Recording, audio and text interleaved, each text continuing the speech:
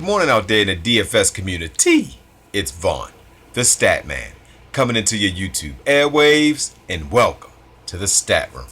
All right, ladies and gentlemen, before I get into the good and the ugly that happened in DFS tonight, let me get into my positive word. And my positive word for today is friends. Guys, I think that we throw around the word friendship far too easy these days. You know, a friend is somebody who is sensitive to your feelings, but on the same note, will be honest to you and tell you the truth when no one else will. Friends are the ones that will have your back in time of need, and they'll celebrate you when you're having success. Friends is somebody who calls you just to say hello, just to check on you, to make sure you're doing well. Friends are not the type of people that'll belittle you. And the number one trait, in my opinion, of a true friend is they have your back in your face and when they're not in your face. You know, I hear people just saying, that's my friend. I'm like, and then 6 months later, you're like, whoa, that's not my friend. It takes years to develop a true friendship because friendship is earned. You know, people give it away far too easy. So make sure that you have the right friends in your circle, because some of y'all, friends, are your biggest enemies. All right, so I'm going to leave it there with the friends. All right, ladies and gentlemen, the free contests didn't really go according to plan. Panada got blasted. He only gave us 9 points so far, guys. He has gotten destroyed. Martin did wonderful, 24.9. Smoke gave us a donut. He's in witness protection. Utley gave us a 0. He in witness protection because Kipnis was a late game scratch. Donaldson gave us a 6. He's in witness protection. Lindor 12.2. We can live with that. Althard did well, 22.2. Kendrick 9.7 and Pilar 15.4. Guys, it's DFS. It happens. You gotta take the good with the bad. Sometimes the bats, they just don't swing. Remember, they strike out, ground out, or pop fly out 70% of the time. And tonight was one of those 70% times. Tonight, the stack would have been Houston and Minnesota. If you had those two, you cash well. Houston's been struggling for the past 4 days, but they're a great team, so they don't struggle for long. Minnesota is hot and cold. They were just hot tonight.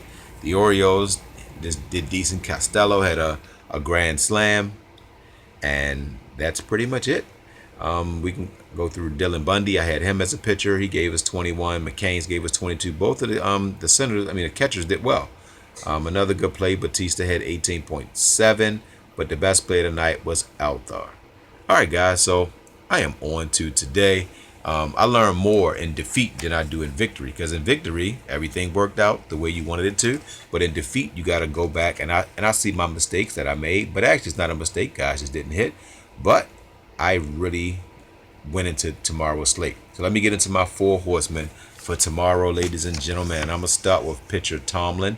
He has a 5.73 ERA. I know that's kind of scary, but he's much better than what his ERA shows, and I think he's going to get good run support tomorrow.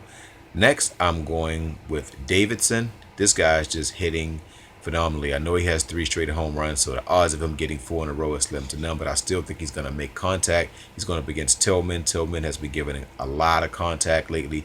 His arm is dead. I think they're going to take advantage of him. I would play almost everybody from this game, Orioles and Chicago White Sox. Neither one of these pitchers can pitch at the moment. Tillman will maybe get it together later on when his arm gets stronger, but right now his arm is not strong enough. So I'm going to take Manny Machado.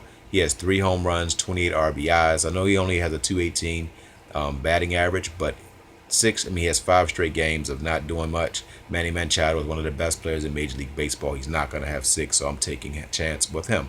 Trumbo has 8 home runs, 29 RBIs. He kills left-handed pitching. I think he's going to step up big tomorrow, guys. So he is the last one in our 4 horsemen, and this is for the early contest only. All right, guys. Now, when it comes to when you're doing this, the hardest part about fantasy is when you pick your pitcher, the hardest thing for a pitcher to get through is the first inning. If you look at any pitcher on the season, they got blasted in the first inning. All of the pitchers that we picked got blasted in the first inning because it's nerves, they're on the mound. Every pitcher struggled. Kershaw struggled yesterday. Every pitcher struggles in the first inning. So when you pick your pitcher, you got to keep your fingers crossed. Because if you get out the first inning, you probably will do well. All right, so I'm going to leave it there, ladies and gentlemen. I hope you like what I did. Hit the like button. You can subscribe to me, Vaughn Harris, on Twitter. Vaughn Harris the Statman on Twitter. And guys, don't forget to win and think it ain't, guys. Just write it down. It will come to fruition. And guys, I love you guys, and I'm on to today. Love y'all.